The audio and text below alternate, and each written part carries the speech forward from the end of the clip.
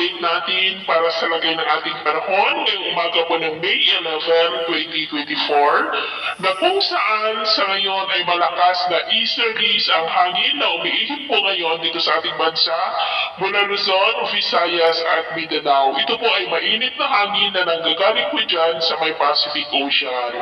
Habang yung LPA nating minomonitor sa labas ng ating area of responsibility ay tuluyan na po na nalusaw. Yung El Nino naman ay posibleng matapos na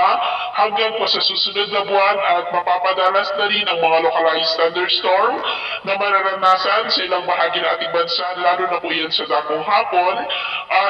At maging handa rin po tayo dahil posible ang 13 hanggang 16 na bagyo na maaaring papasok sa ating area of responsibility hanggang po sa matapos ang taon na ito.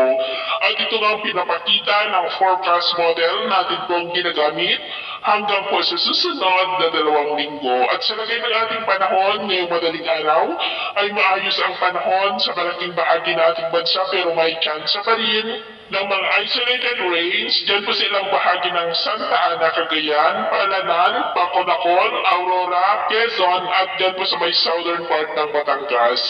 At mamaya ay sisikat ang araw sa malaking bahagi ng ating bansa. Mainit at malinsangan muli ang panahon pero may chance pa rin na maulap na kalangitan with isolated rains sa ilang bahagi po ng Aurora, northern part ng Quezon, ilang bahagi ng Metro Manila,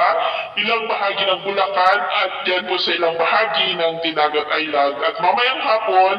maayos pa rin ang panahon sa malaking bahagi ng ating bansa pero may chance pa rin ng maulap na kalangitan with isolated rains sa ilang bahagi ng Ilocos Region, Cordillera, ilang bahagi ng Cagayan, Zambales, Pangasinan, Nueva Vizcaya, Palawan,